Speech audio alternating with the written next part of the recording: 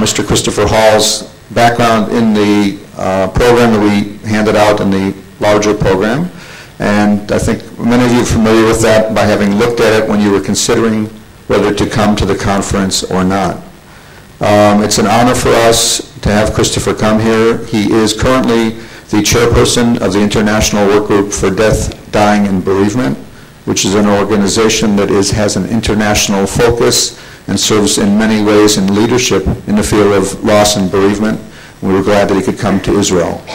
His experience in the Australian bushfires is relevant to us, for those of us in Israel who have been through a number of recent tragic events, and also for any of us who think for a moment about the events in Brazil and the tragedy that happens there and how quickly a simple evening party can turn into a mass tragedy, how quickly those things can happen, both in the, I would say, security areas and in the normal day-to-day life situations, is something that I think we can learn from Chris from. So I'm happy to welcome you, Christopher Hall, to Eilat, to Israel, and to a very interested and thoughtful audience. Please. Shalom. Unfortunately, that's the full extent of my knowledge of Hebrew. So thank you in advance for your patience. Not only do you have to deal with an English speaker, but an Australian English speaker that probably increases the difficulty somewhat. So I appreciate your patience. It is a great honour for me to be invited to speak here. It's a great honour for me to be in Israel. I've only been here a few days, but have fallen in love with the country, and I'm looking forward to when I next return for a longer period of time. As I speak for the next few moments, you'll hear the sound of the Australian bush. That's the sound that it usually makes.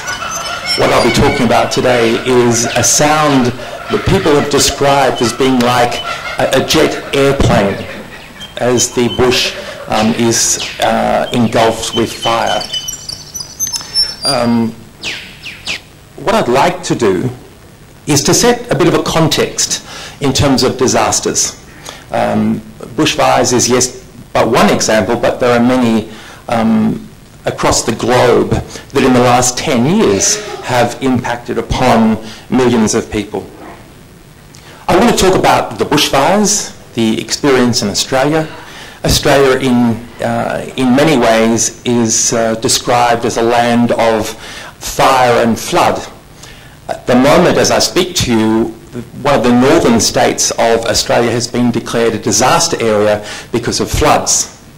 The adjoining state has been declared, parts of it, a disaster area because of bushfires.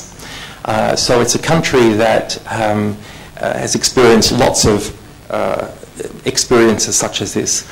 I want to talk about the response, what the government did, what we as a specialist bereavement organisation did, and the particular approach that we took in Australia to these events. It's but one example, one way of doing it, and I don't present it as a model or the way, but it is the way that the Australian people went about responding to this disaster. I want to spend some time also talking about what were the lessons learnt from loss. How has this affected relationships between organisations? As was mentioned in the introductions, the importance of relationship and connection between organisations is so critical. And hopefully we'll have some time for some discussion. If we run out of time, be assured I'll be around for the entire duration of the conference and would very much look forward to a conversation with you about anything that we might touch upon today. The other thing I'll say now is I've prepared a file you can download which has all the information on the screen, as well as some additional papers, papers that have been written about the bushfire and also about the work of the Australian Centre for Grief and Bereavement. And I'll put that up at the end of the presentation if you'd like to have a copy of this material. So let's start by looking at a broader context of disaster. In the last decade, we've seen a series of catastrophic environmental disasters. In 2004, there was the Indian Ocean tsunami, killing nearly 250,000 people in 14 countries. In May 2008, there was the Sichuan earthquake in China. And again, many of these death figures are best estimates, best guesses. In 2008, there was the Pakistan earthquake. 215 people confirmed dead and more than 200 injured. And the focus of our conversation this afternoon is the Victorian bushfires in October 2008. Australia's worst natural disaster, with 215 people killed and 200 injured.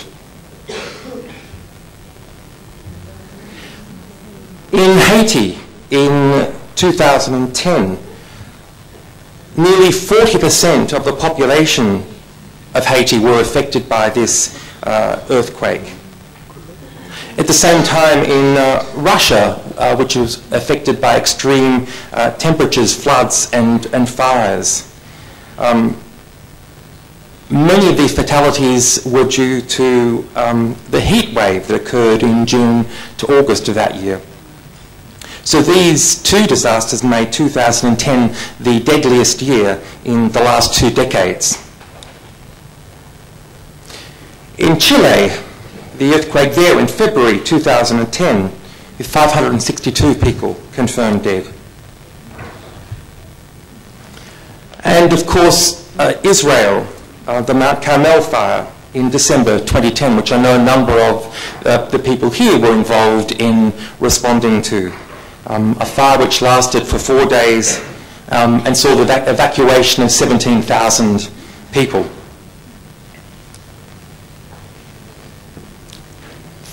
Closer to my home, the earthquake in Christchurch, with the final death toll of 185 people. And the Japan earthquake, March 2011. Over 15,000 deaths, over 6,000 injuries, and still 2,713 people missing. So in just the past decade, a significant number of catastrophic events. Well, what picture does this paint? The World Health Organization Centre for Research on the Epidemiology of Disasters has graphed from 1900 through to 2010 the number of disasters, and these are defined as natural disasters. If we look at the total of all disasters, we see a dramatic increase, and also an increase in earthquakes as well. And the scientific community are generally agreed that global warming threatens the planet by triggering earthquakes, tsunamis, avalanches, volcanic explosions. The melting of polar ice caps will bring about changes in the geology of the Earth. The increasing rates of carbon dioxide from vehicles and industry. That there is this relationship between the way our environment is changing and the impact of these events. So in that context, the bushfires in Australia. I'm sure I don't need to tell you that Australia is a large country. It's 366 times larger than Israel. It could easily get lost there somewhere in Australia. We have a population of 22.8 million people compared to 7.7 million in Israel. But nearly 90% of the population lives down this eastern side of the country. Australia is one of the most urban urbanised countries in the world. At the moment, as I said, we've got this state declared a disaster site because of floods. My daughter is on holidays here at the moment. She spent nearly the last week locked up in the hotel room with her friends, not having a great time. Here we still have bushfires raging. We've just recently had bushfires here in Tasmania and also parts of Victoria. It's a large country. The state of Victoria, where the centre is based, has an area of about 237,000 square kilometres, so, which is about perhaps 10 times thereabouts. So these are the fires that were burning on the 7th of February. So we're not talking about one fire, but 400 separate fires. Over the last decade, we've seen in excess of 50,000 fires in Australia. And of these, about 30% are deliberately lit. Victoria is reputed to be the most bushfire-prone region in the world, but only slightly ahead of California, and also parts of the Mediterranean. And we're currently in the middle of our fire season, which goes from October to May. During this period of time I'm talking about, where my house is, we were evacuated 3 times in 1 week. On one occasion I was on radio talking about bushfires and bereavement, and I got a phone call from my wife saying, "Come home, we're packing up the animals in the car and we're leaving because there's a fire at the end of our street." So the capital of Victoria is Melbourne, and these fires were as close as about a 30-minute drive away. But fire has been a part of the Australian landscape since European settlement. We've had a long dramatic history of bushfires.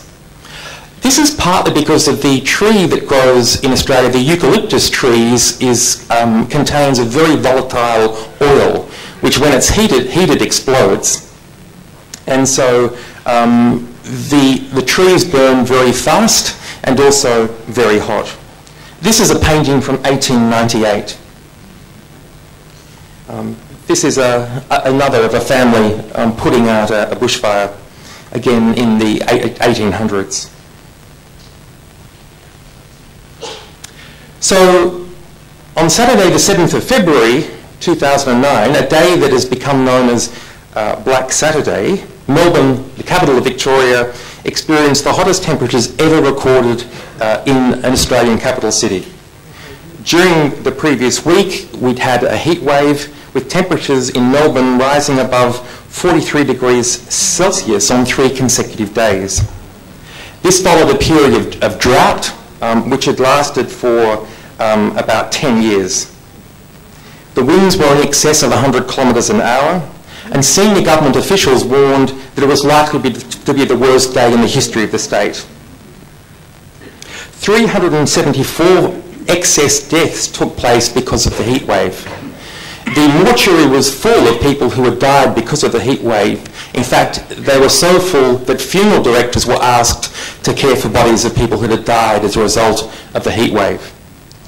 But in mid-morning, the fire danger index, which is from 0 to 100, peaked at 200.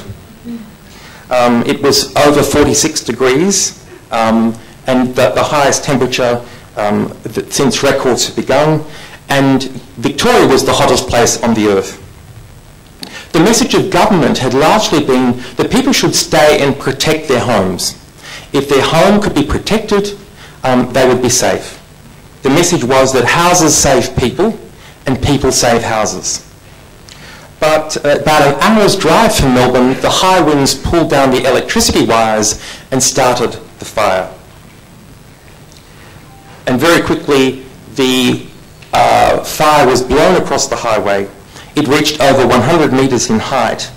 And because of the embers in the fire, these were pushed 30 kilometres ahead of the fire front. And the trees exploded in advance of the fire. Again, this was because of the eucalyptus trees and the oils in these trees. The overwhelming majority of the fire took place between midday and 7 o'clock at night. It happened on a weekend, so fortunately schools weren't in. Most children were at home with family. The noise was described as being like the noise of a jumbo jet. The temperature was 3,000 degrees Celsius at the core of the fire. The energy released by the fire was equivalent to more than 1,500 bombs the size of the one used at Hiroshima. The total amount of energy released in the fire would have provided enough energy for the state of Victoria for a whole year. 430,000 hectares of forest, crops and pastures were obliterated. So the area we're talking about is equivalent to just over 20% of the entire land mass of Israel. If the Dead Sea were a forest, that forest would have burnt in 2.5 hours. If we think of the city of Eilat here, it's about 32 square miles, it would have been consumed in 15 minutes. At least 2,029 homes and 3,500 structures were destroyed, 1,400 were damaged. It directly impacted upon 60,000 people. Entire towns were wiped off the map. One town, Marysville, which was 45 kilometres northeast of Melbourne, a small town, 34 people lost their lives in that town.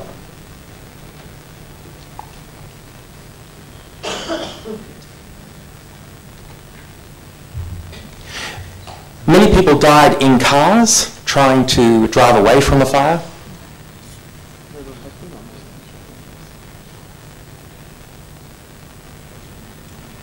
So there were 78 towns that were affected and left 7,500 people homeless.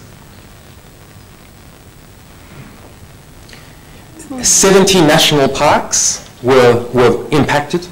11,000 farm animals were killed or injured, with unknown impacts on the native wildlife and vegetation.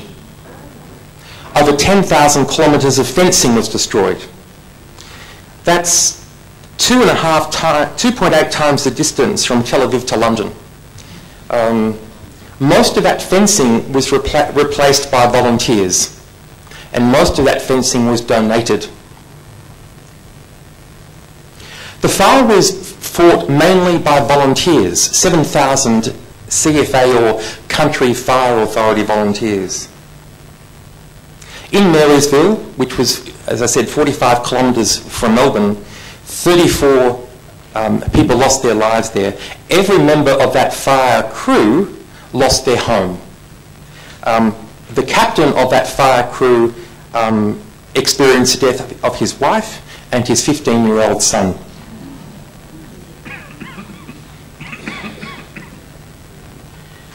Again, in terms of the cause of these fires, it was estimated that perhaps 30% were deliberately lit. There was an investigation which found that, in fact, the Electricity Authority was responsible for some of the largest fires because they had not maintained the power lines, and the power lines either touched trees and caused fires or fell to the ground.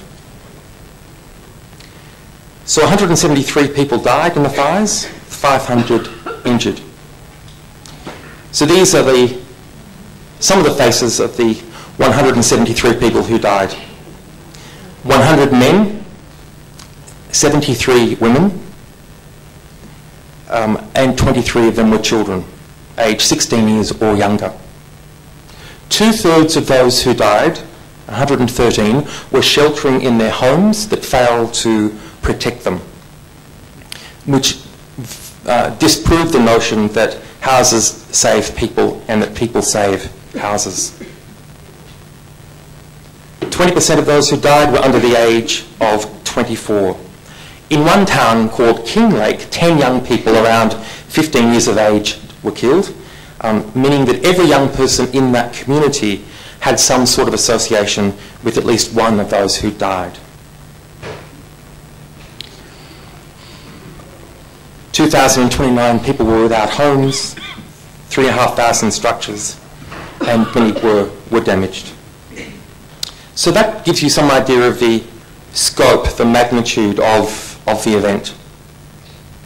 Let me now talk for a moment on how we responded to this.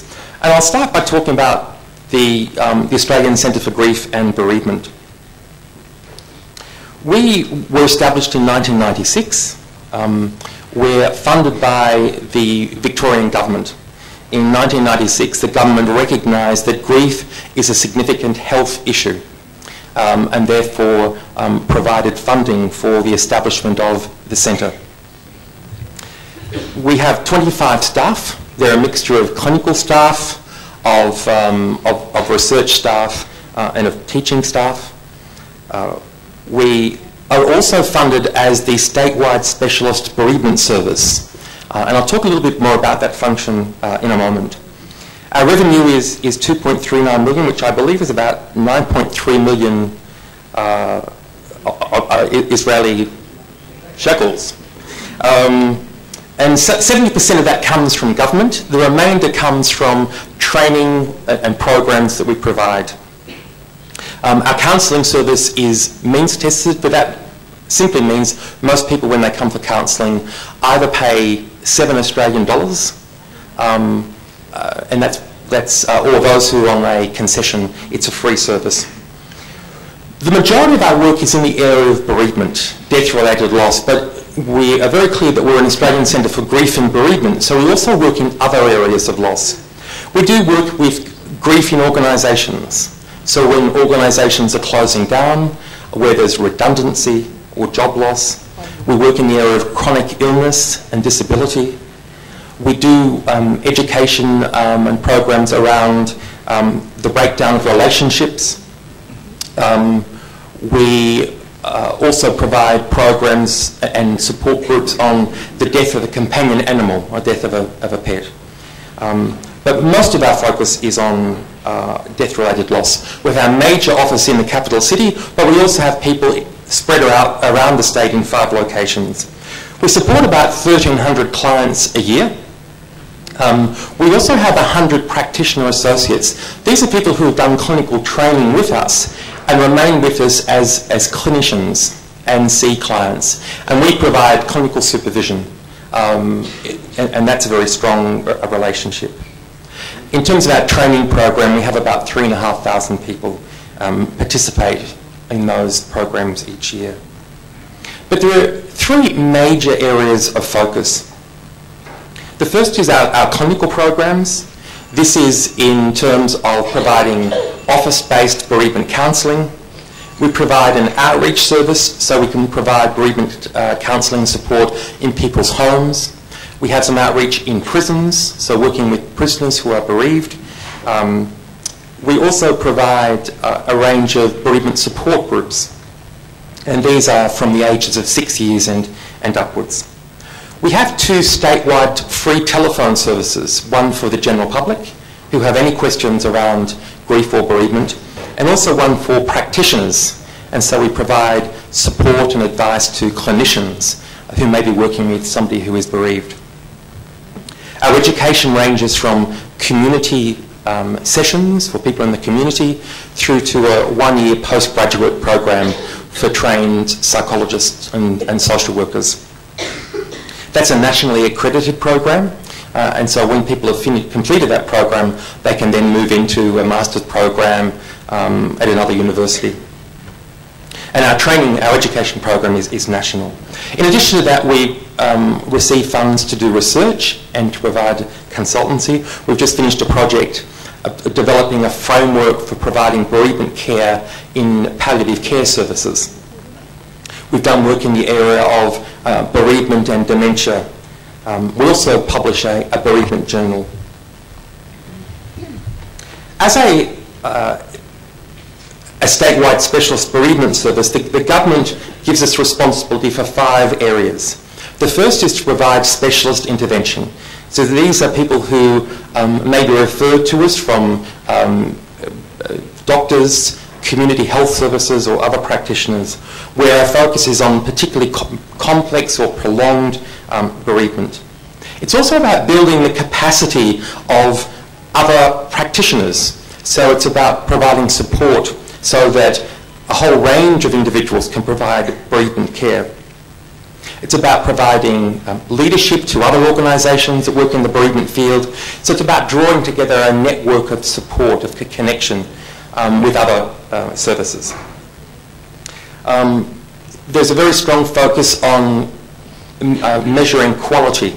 So the government, when they provide money, want to know how that money is being used to make a difference. And so we focus on things like trying to assess the impact of what we do. So we also have a health promotion role, promoting the idea that grief is not an illness. Grief is the price we pay for love, and that the community of care can support bereaved people. The psychiatrist George Hagman made this statement, which I think for me resonates very deeply. It says that many problems arising from bereavement are due to the failure of other survivors to engage with the bereaved person in mourning together. That many of the problems that bereaved people have are social problems. The inability or the unwillingness of their community to support them in this experience of grief, who get the message from their community of care that this grief has gone on too long. And so part of our role is to change the way the community thinks about grief and bereavement. I think the other quote that I think is important for us is the idea that although bereavement may be a choiceless event, these experiences happen to us without choice. The way we respond to grief as an active coping process is full of choice. There are many things that bereaved people can do. So the importance of seeing grief as an active process, as the grieving person acting on the world. This might be difficult to see, but we have a cartoonist in Melbourne called Michael Lunig, and this cartoon is called the 1990 Festival of Sobbing and Weeping.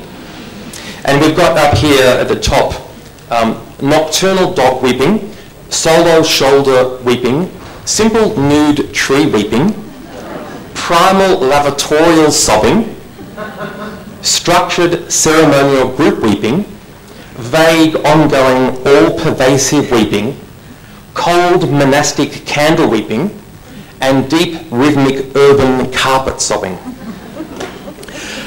I love this cartoon because it says that people have different safe places. It's about finding a safe place for people. I worked with a man recently who talked about being very efficient at work and finding work a very safe place to be. But he said at night, after the death of his wife, he lays in bed and he cries until his ears are full. For him, that's one of the safe places he can open himself up to these feelings of grief. And so we need to think, in terms of our response to bereaved people, that for some people, groups are a very safe place, but for others they don't feel safe. And that many people will find many ways of expressing their grief. Through art, for example, and we've got some lovely examples of art in the foyer, of art giving a voice to people's experience. And so I think it's very important for us that we don't have a view that there is one size that fits all. So how did this influence our understanding of the way to respond to grief? The first is that this was not the first disaster that had happened. And so the Victorian Department of Health has a plan, a strategy to manage these sorts of events. And really there are 4 areas of focus. The first is about people and their social and physical health, and also the environment. The second is about rebuilding the economy, the economic environment that's impacted. It's about building the natural physical environment, and then fourth, the built environment, the buildings and the institutions. So the Department of Health has the primary responsibility for responding to disaster. So this is the document that guided the way we would respond to the psychosocial recovery following the bereavement. A recognition that disasters have a community-wide significance. So in addition to the personal fear and danger, disasters destroy those arrangements that people have with their life. So there are two components to this. One is a focus on the individual, and the other is the focus on the community, and that both these components are critical. So the individual support includes things such as informal networks and outreach, so providing a sense of connectedness for people. Providing case management, I'll talk about that in a moment, but the idea that an affected person has to negotiate with only one person who negotiates with government and all the other elements.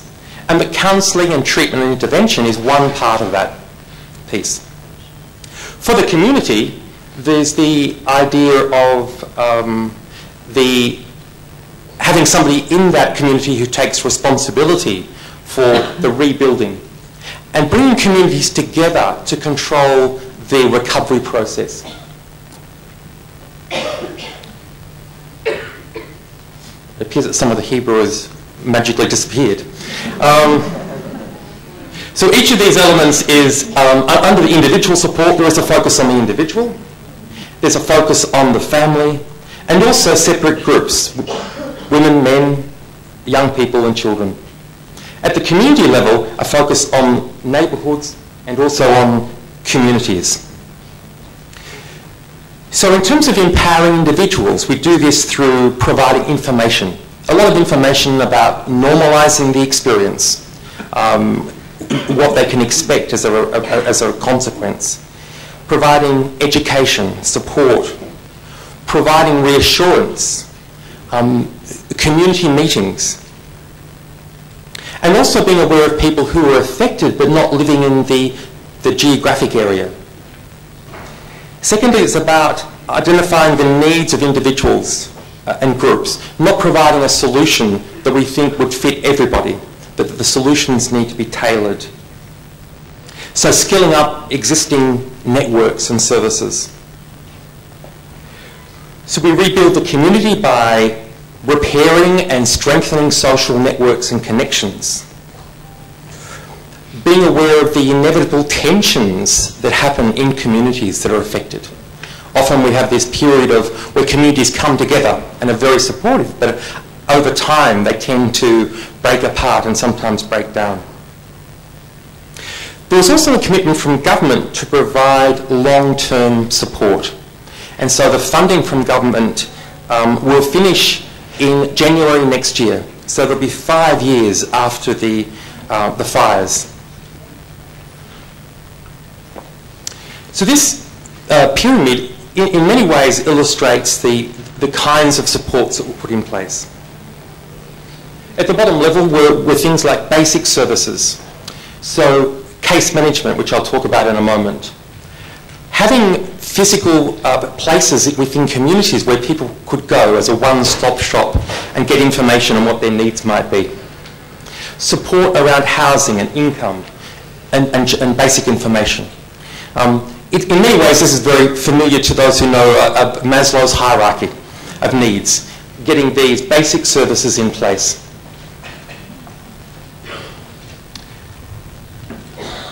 The second component, which was focused on communities and families, was about providing support to schools. We had this program called Men's Sheds, and these are places where men would come and they would build things, they would make things. It's really a way for men to connect together. We provided bereavement support groups, which again at this stage were focused on normalising the reaction. People would talk about bushfire brain and the way that this experience had impacted upon their ability to think. Then there was a focused and if you like, non-specialist supports. So this would be seen as general counselling, grief services, general practitioners. And at the top of this pyramid was specialised services. These are specific mental health services. They're often, in many cases, psychiatric services or specialised bereavement services. So this involved levels of training, which I'll talk about in a moment, developing strong partnerships and trust between organisations. For many organisations, it was the first time they'd worked together, and so it was important to develop trust. Providing clear pathways for people. But one of the great stresses for people who've experienced trauma is negotiating the system that provides services. And then also linking into monitoring these services to see that they were of high quality. So let's look at what happened from the point of the fires themselves. These happened on the 7th of February. The following day, the government announced a Victorian Bushfire Appeal Fund. Now, this fund was made up of contributions from the general public and from state and Commonwealth government. The fund had $392 million to spend. I think that's about 1.5 billion shekels. So that was the amount of money that was made available. The first thing that was made available were compassion and bereavement payments to assist families of individuals who died in the bushfires. So if they'd had somebody who had died, they were given a payment of 10,000 Australian dollars, about 39,000 shekels, as a way of dealing with the immediate consequences of the death, often things like funeral expenses and other costs. The government gave 5 years of funding for bereavement support. So we still have staff employed by us providing support. For many people now the beginning of the 5th year, it's the first time they're actually seeking the support of a counsellor. They've been managing and holding on, but particularly for many men, in the last 12 months, it's the first time that they've sought assistance. The government also provided a bushfire counselling voucher system. This was $3.5 million, which provided 6 free counselling sessions to each person. And these 6 counselling sessions could be used by seeing an eligible counsellor. So it could be virtually any counsellor. A counsellor of their own choice and their own time. There was no cash involved, there was no payment required. And people who used all of their 6 vouchers could apply for an additional 6 for further counselling. So, in fact, many people received many more than 12 vouchers. On the 10th, 4 days later, the government established the Victorian Bushfire Reconstruction and Recovery Authority. This was really an overarching coordinating body. The model here has the local community at the centre. The guiding principles of this organisation was welfare, the safety of people in their communities and volunteers and people who were working to assist. It was about meeting the needs of those who were greatest need. It was about engaging with the community, working with them together, being led by the community in terms of what their needs were, rather than making assumptions about what communities needed. And also the view that there should be tailored solutions, that each of these various geographic areas, these locations, would have different needs. And so the services should look different. So at the centre of this was the local community, people, their safety, their well-being, the reconstruction of buildings, of infrastructure, economic rebuilding. For many people, they lost not only their homes, but their businesses, the tools of trade, and finally the built environment.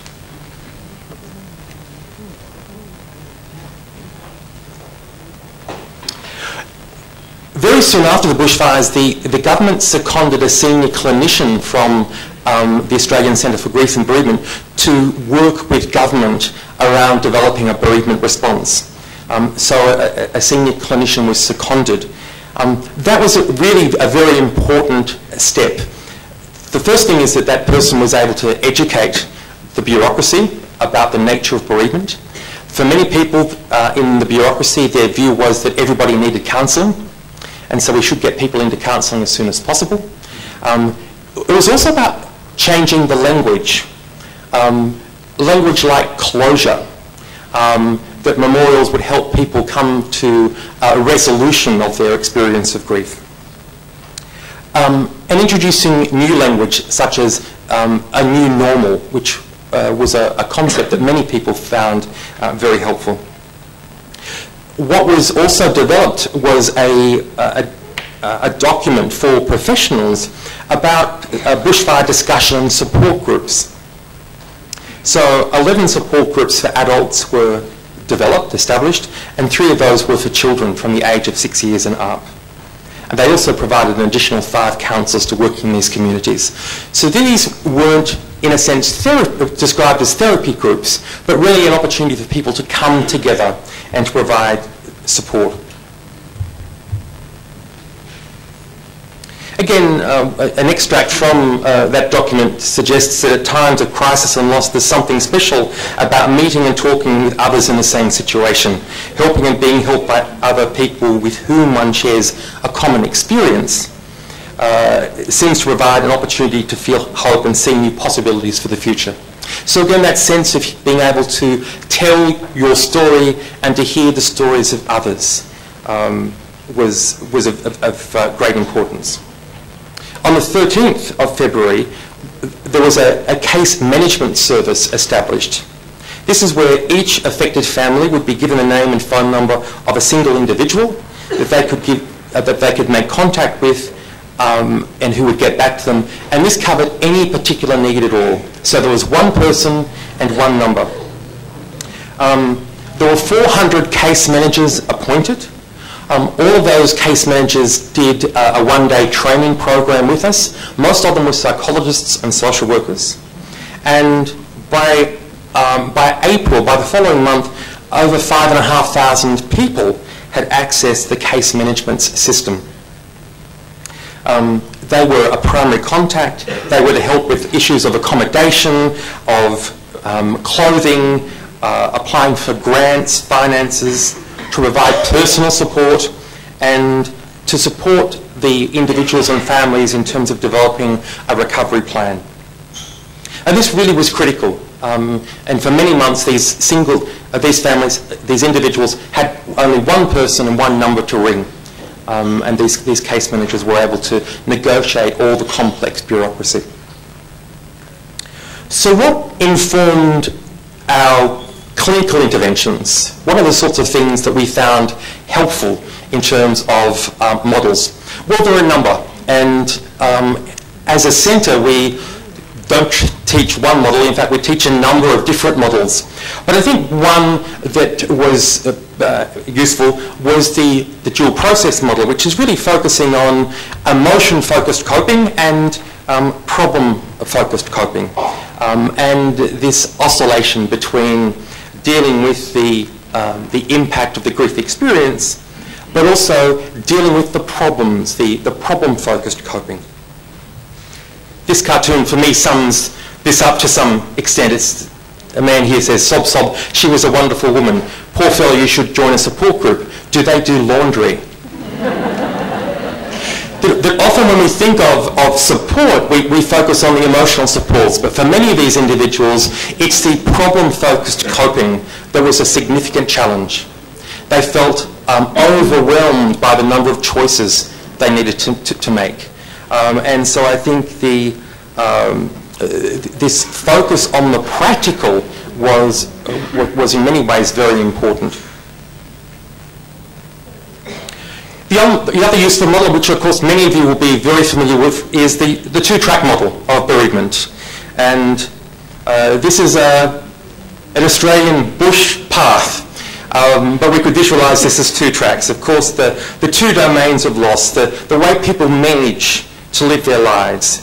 And of course, you can imagine for people who lost everything, it's impossible to think of a more overwhelming loss where not only did they experience the death of family members, they lost all their photographs. They lost all their possessions. They lost the ashes of family members that were stored in the home. They lost their tools of trade. For many, they lost many members of their community. So this focus on managing this experience.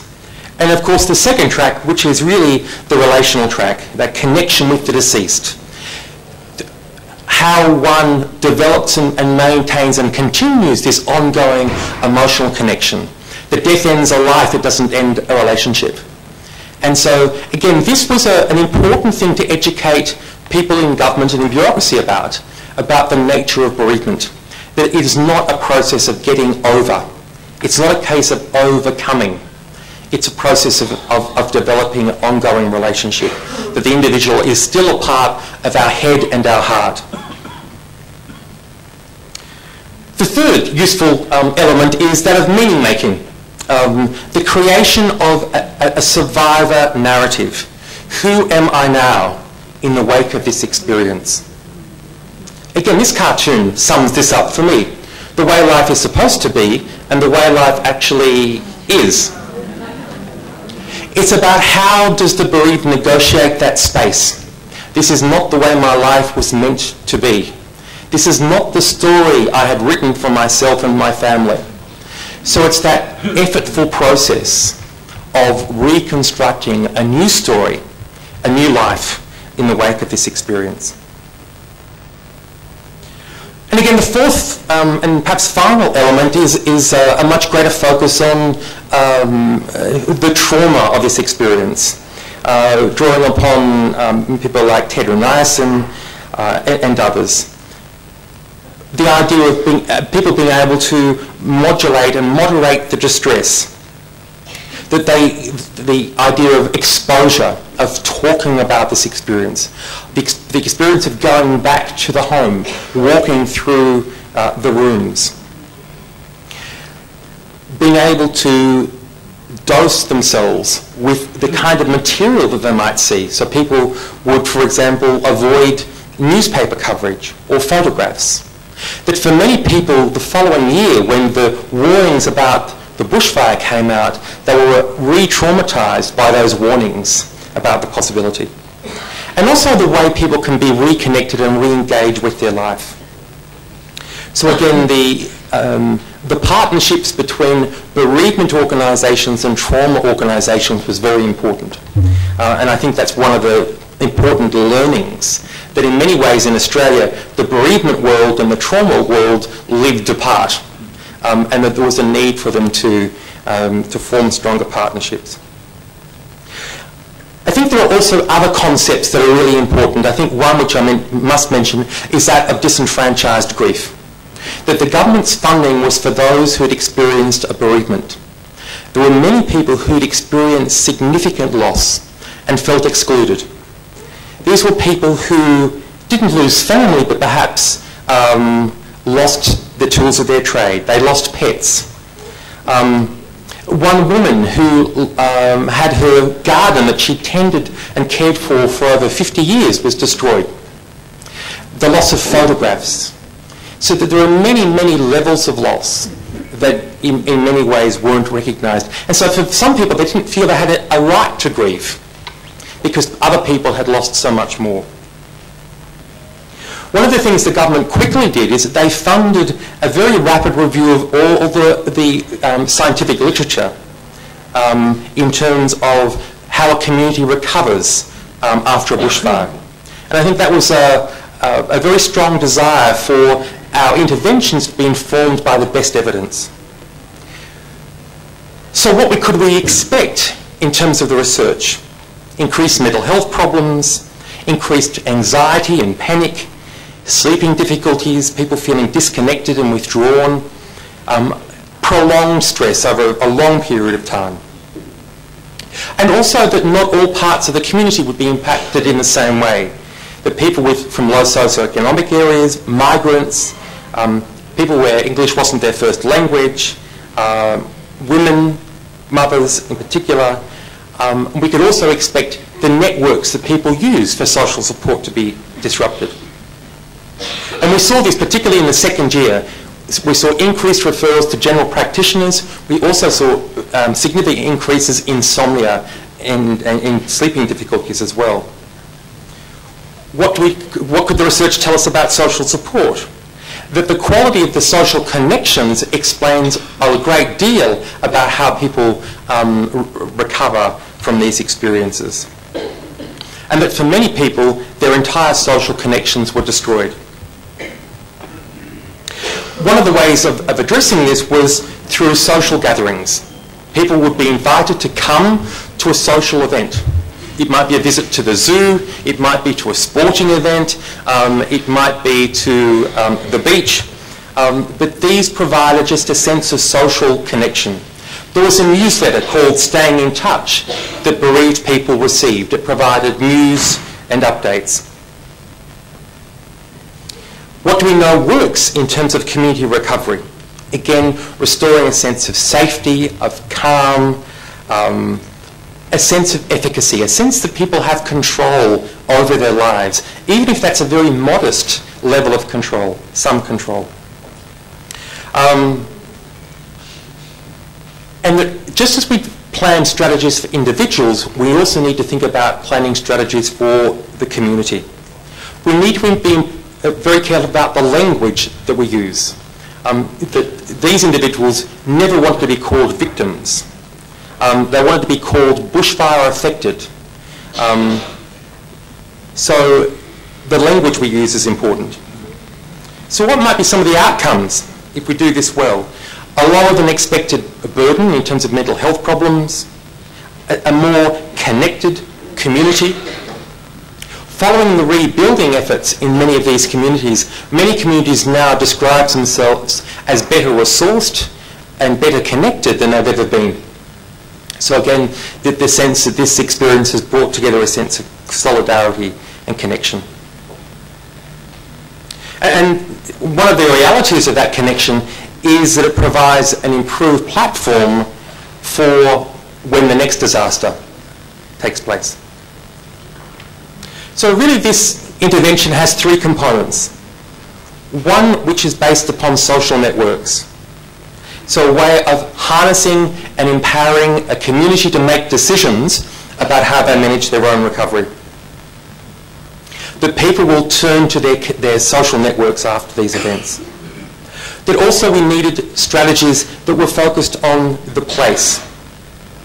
So the idea that a physical place has a collective identity.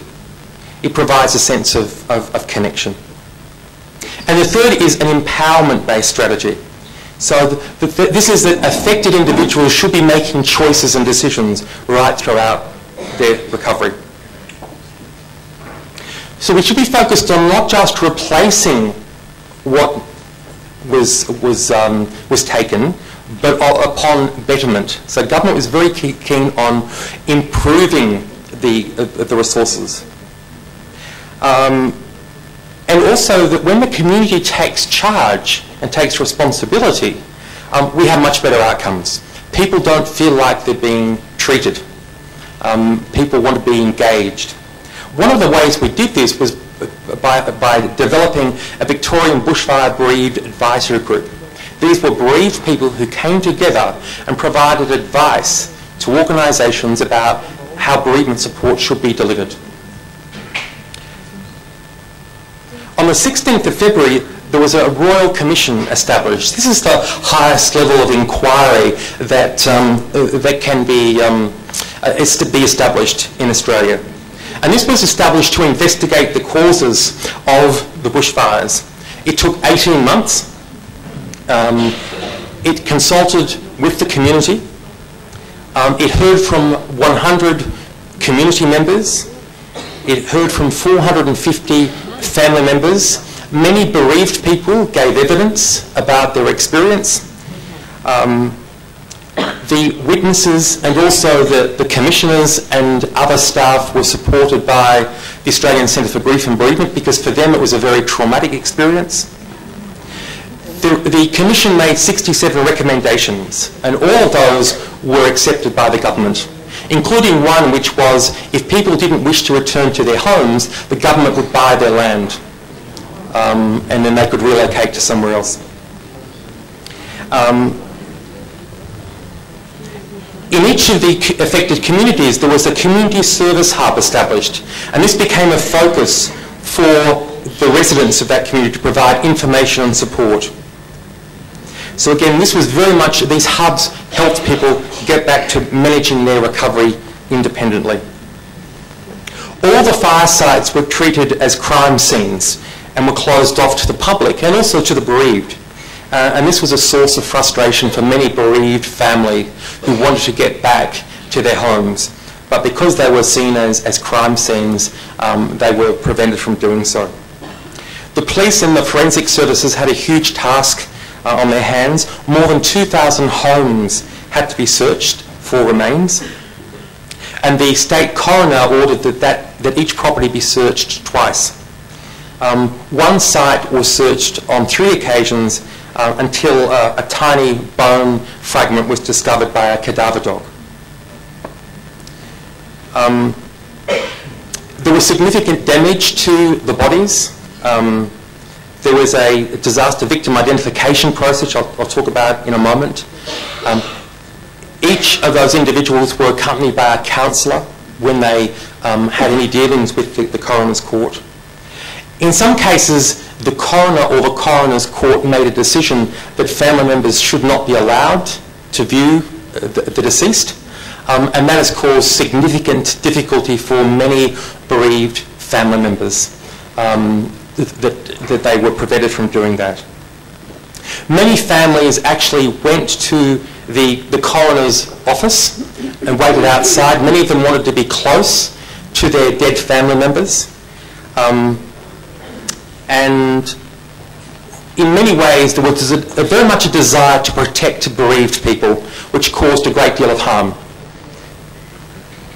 Also, investigating police officers, for many of them, suffered greatly through their involvement. And I think a lot was learnt about how we need to provide greater support to police officers.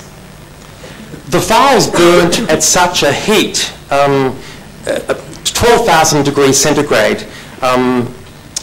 So it was thought that in fact that the remains of people caught in the fires may have been obliterated, but in fact that wasn't the case. If we think of the 9/11 disaster, 59% of those victims have been identified. In the New Zealand earthquake, the figure is about 95%, but in this particular instance, there was a 100% identification of all those who had died. Although there was a prevention by the coroner to view the deceased, many of our counsellors assisted bereaved family members in viewing the remains at funeral directors. And so for many people, even in the case where it may have only been a small bone fragment, that took place. There was certainly a great deal of difficulty around the process of identifying victims, and part of that was a result of the questions that family members were asked as part of the victim identification process.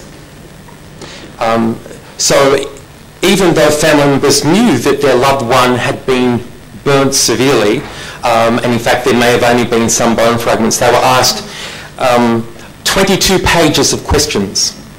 And some of these questions were even examples here of the colour of their hair, the colour of their pubic hair, and you know, the extent of it. So the degree to which this further traumatised bereaved individuals unnecessarily. Again, this is another example where there's a bureaucratic process that operates headlong without reference to its impact. Schools were, and children were an impacted community. There are a number of resources that were developed particularly for children. This one here at the top left, called After the Emergency, is a series of activities and colouring in and stickers, which is about really restoring a sense of safety, restoring a sense of normality. We have an Australian network of child and adolescent trauma, loss and grief, which is headed up by Beverly Raphael. And this group also were involved in developing resources for school principals and for classroom teachers. How do you handle conversations about death or the bushfires?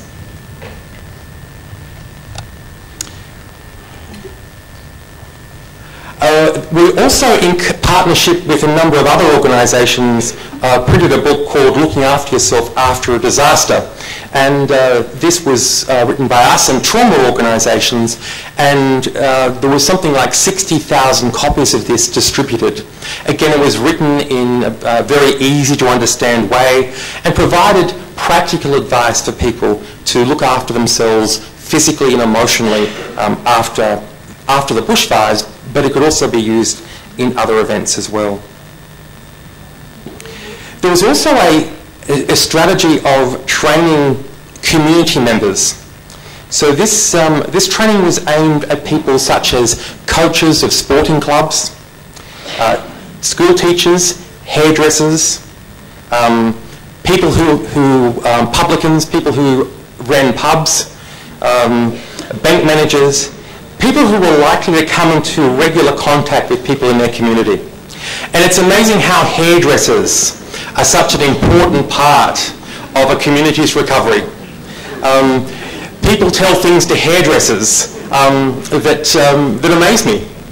My visits to hairdressers don't last very long, so I can't comment on that. But this was a training program that provided these people with practical tips of how to, first of all, how to be quiet and to listen, how to enable people to tell their story, how to take care of themselves, and also how to link people to other sorts of supports if required.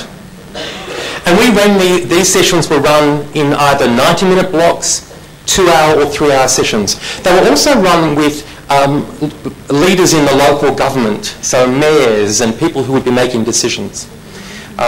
So this was a partnership that was done along with a national depression initiative.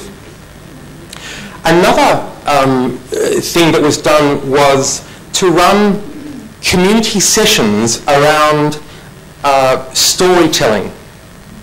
And this community storytelling was a really important component to recovery.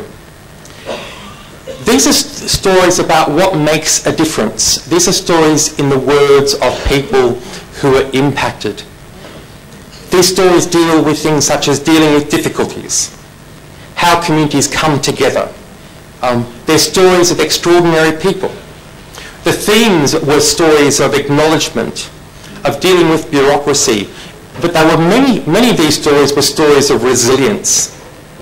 These stories were published in a book, and if I have time, I might just read a very short example.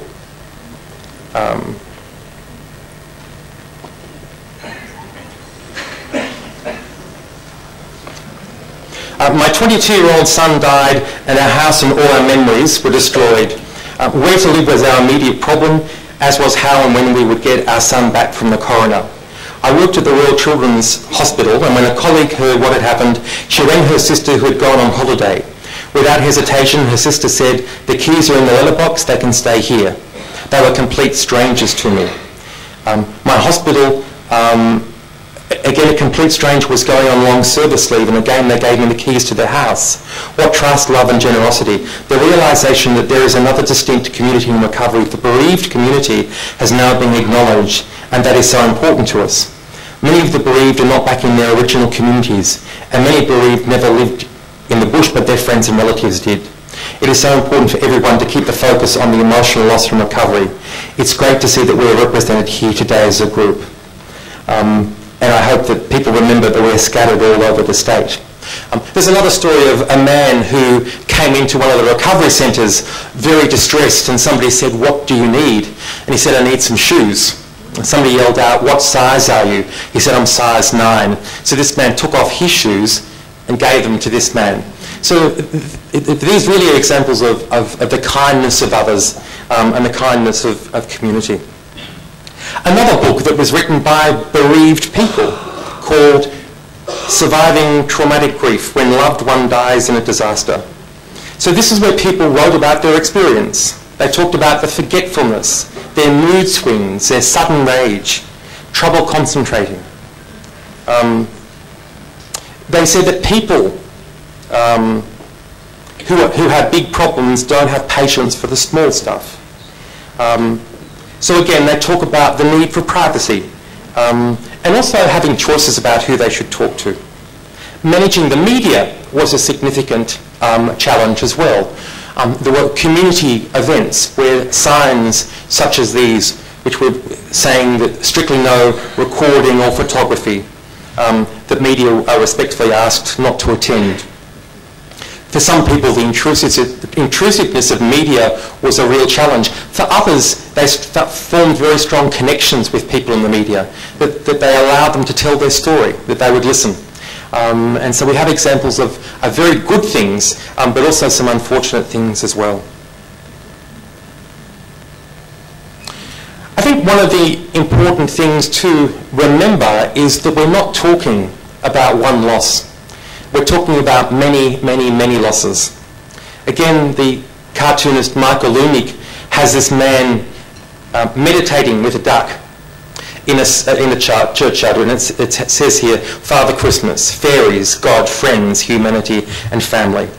Shakespeare says that grief comes not as soldiers, but as battalions. And so, in many ways, the question for us is to take a position of not knowing of what people's experience is, taking the position of, tell me what this experience is like for you. And that it can be dangerous if we make too many assumptions about what the needs of bereaved people may be. And that there are many, many losses. The question often is, what might be the most difficult part of this loss at the moment? So taking a broad perspective, and sometimes it's surprising the things that might be deeply troubling people. It may not be necessarily the primary relationship. There may be other losses as well. So what are the sorts of things that we know are helpful? I think giving people an opportunity to do things, to act, to make choices, to overcome feelings of being helpless and powerless. Giving them responsibility, not making decisions on their behalf, not assuming what might be most helpful to them. I think a lot of good grief counselling, a lot of good grief therapy is good grief education. So providing people with information and education about their experience, about the effects of trauma, about the effects of bereavement. It's critical that we provide social support, and that social support best comes from family and friends. One of the challenges in working with bushfire bereaved people over many years is the counsellor becomes very strongly attached to the client. It becomes as big an issue about how the counsellor disengages and disconnects as it is for the client coming to the end of this particular contact. And we found that the very intimate connection, the intimate bonds that are formed between counsellor and client are so strong, we really need very good clinical supervision so that we don't develop and encourage a dependency in this relationship. That the counsellor doesn't replace the social support that's best taken by family and friends and others. And also the importance of symbols and rituals. The Victorian Bushfire Recovery Authority had a unit set up focusing just on memorials and remembrance. So working with communities about how each community will in their own way find a way of remembering, of commemorating, of acknowledging. And so in each of these affected communities, they've chosen very different ways of publicly acknowledging. but the value of symbols and rituals. One organisation provided bereaved people with a brand new china cup. For many people, all their cups had been destroyed. But the idea of a teacup and saucer was a very strong symbol. One of the first things we do is we offer somebody a cup of tea or coffee. And so for many people, this was a very treasured symbol for them. For others, one organisation knitted chickens, chooks, for people to hug, to hold. For many people, they had nothing to hold. And so these handcrafted chickens were given to people as gifts and were valued. So the idea is that we grieve in community. These are photographs from the state memorial service after the first anniversary. Again, we have prime ministers, members of the royal family, premiers, but also the members of the bereaved community, to a large extent, took control over this event. Who would speak? They did not want this to become a political event. They wanted the bereaved to be central. They wanted the deceased, those who died, to be the centre rather than politicians. So, what are the lessons for the future? Well, I think there are many. The first is that we need to take a very flexible approach to dealing with these events. They don't lend themselves to a cookie-cutter approach. Each disaster presents its own unique challenges. They each have their own culture. They each have their own political context. They each have their own meaning for people within the community. So it doesn't lend itself to simplistic ideas. We need to be flexible in the way we respond. We need often to do things differently from how we may ordinarily do them. We often need to be creative and spontaneous. We need to take direction from bereaved people, that they are the experts in this experience. In many ways, we either need to relinquish or allow the power that clinicians may feel they have to be taken by bereaved people. That we need to see that the bereaved people have information, knowledge and expertise. And I think engaging bereaved people in terms of influencing how we respond was critically important. That was not without its difficulties. We had bereaved people working with us, many people who were very highly traumatised. And for them that was a challenge to be part of that, that process. But it was an important way of ensuring that they were the centre of the recovery process. That we need to have both an individual and a community perspective. We need to engage the community.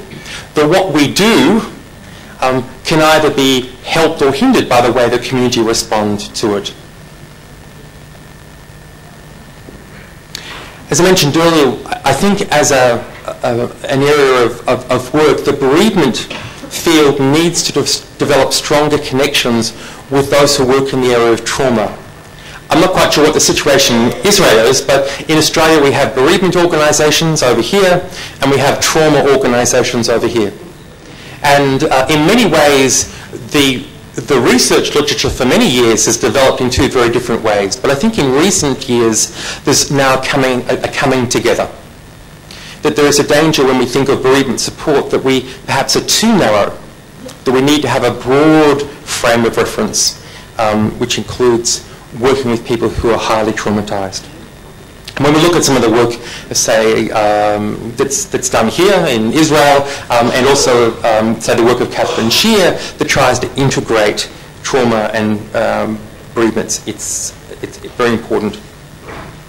think we also need to actively engage with government, and I appreciate we're in a very fortunate position, I think, in Australia, in that we have very good support from government, financial support, and we are now the organisation that the government tends to go to when these sorts of events take place. One of the critical things for us was having a Minister for Health who had an experience of bereavement, his own mother's death, and felt that the support wasn't there. And so we actually had a Minister for Health who had a real personal investment and passion in ensuring that we have services that provide support. And also we need to educate decision makers. We need to educate bureaucracy about the nature of bereavement. The bereavement is not like the flu. Bereavement isn't an experience that people get over in a matter of weeks or months. That bereaved people are changed forever. That most people respond to even catastrophic loss with resiliency. And that bureaucrats don't take a view that everybody who has experienced a bereavement needs counselling or needs to be in a support group. There was initially great reluctance from government to involve bereaved people in decision making. They felt it might be too distressing to be in a room where they were having conversations about how money might be spent.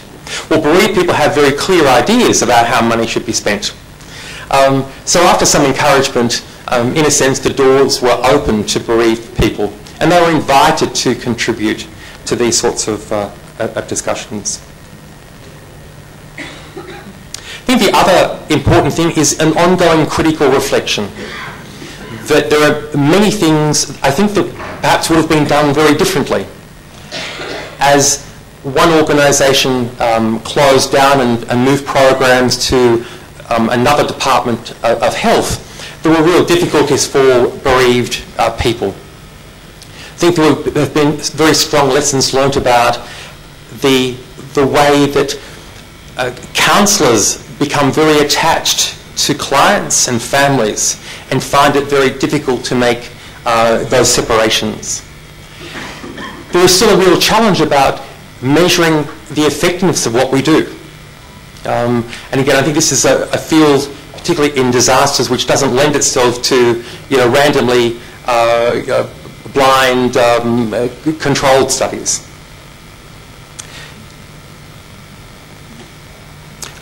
And again, I think we need to take a much longer term perspective on adjusting to loss.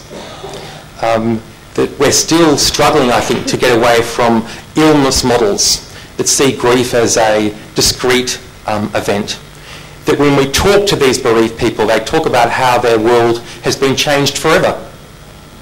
How their relationship to, for many of them, many family members who have died, has changed. Of how it impacts upon their work. Of how workplaces can become more accommodating to the needs of bereaved people. I think we also need to develop a new psychology around the loss of place. About the way places like our homes, what they represent to us. The way they contain and hold memories and experiences. And I think also a greater focus on the disenfranchised losses of those affected. Our government has been very good at focusing on losses that are related to death. But I think there is also a much bigger picture that in many ways goes unrequited, and that is the losses that people experience that aren't death-related losses. As an example, we run a bereavement program for people whose companion animal has died. It's a bereavement support group.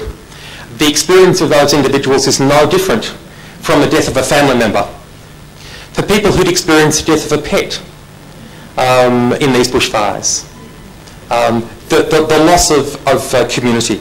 So I think broadening the focus from bereavement to others is important. But if you visit the Australian bush after a bushfire, you're struck by the blackness.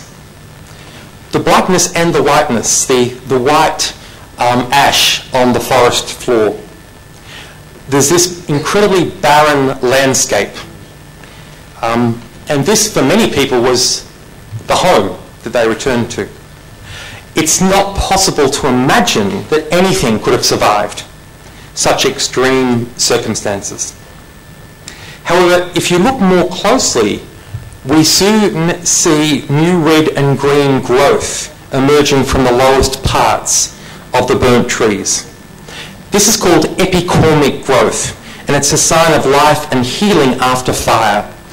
An epicormic growth is like a bandage that keeps the tree alive and until it can resume a normal functioning. Usually these epicormic bulbs are dormant beneath the bark, their growth suppressed by hormones from active shoots higher up in the tree. Epicormic growths are to a tree what an artificial respirator is to a person in intensive care. They keep the patient alive for the moment, but do not always guarantee long-term recovery. So growth does come in the midst of pain. The resilience of nature is found both within the individual, but also within communities. So a town such as Kinglake, where 42 people died, 6 of the victims in the same car trying to escape the town, and with more than 500 homes that were destroyed, places this sign to the entrance to their town. Thank you.